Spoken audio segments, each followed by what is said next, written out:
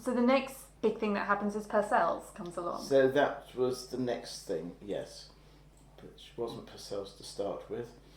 David Summerscale said, I want you to turn Barton Street houses into a proper house.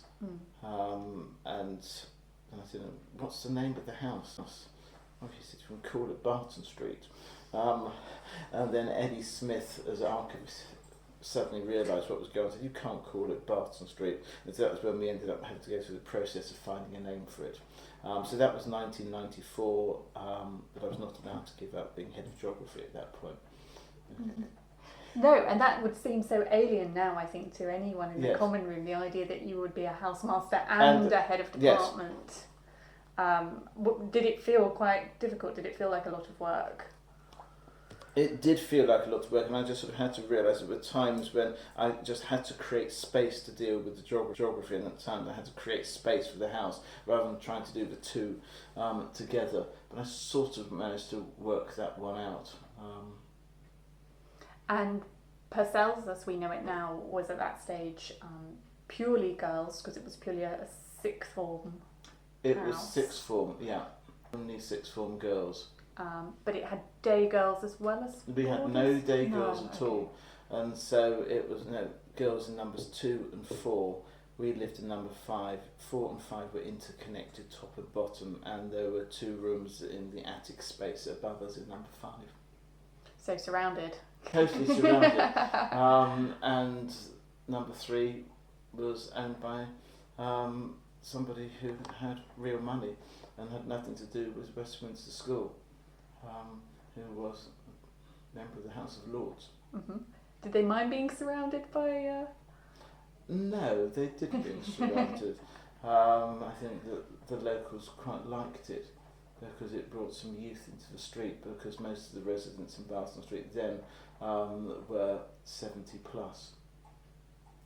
And had you moved there from Maida Vale? We did a year in Maida Vale, and then the school decided it was going to sell Lauderdale Mansions. So we then went into 14 Barton Street and had the middle flat there. Okay. And then we had this ridiculous move 3 years later across the road. So the removal van insisted upon parking outside 14 and then going 10 yards across the road.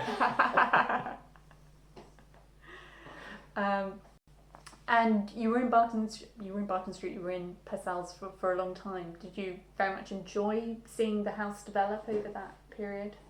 Being there for 15 years was rather good, because it actually meant we had a house in the middle of London, a house which wasn't directly on the school site, so one sort of had a sort of degree of normality, and you can actually sort of park your car around the corner, and you could take the shopping outside your front door. It also gave us the space to have a family, which was terrific.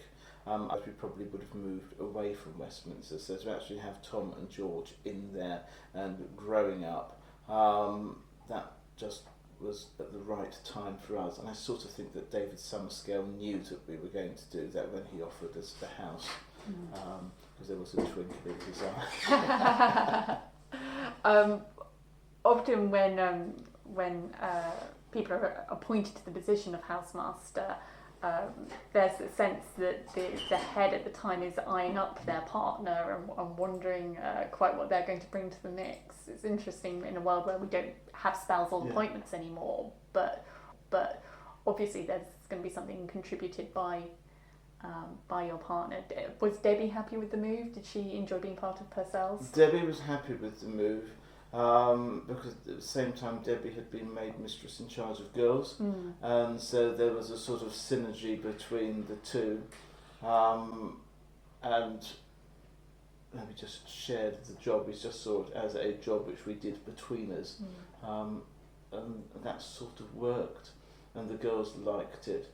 So when Debbie was expecting each child, and the girls enjoyed that, they enjoyed seeing the boys grow up. And so, I mean, it was basically a family effort. One of the things I really like about the photographs that we've got for Purcell's, the house photographs, is that we've got your sons in them, and you can see the boys getting older. Acutely embarrassed every time we bring those out.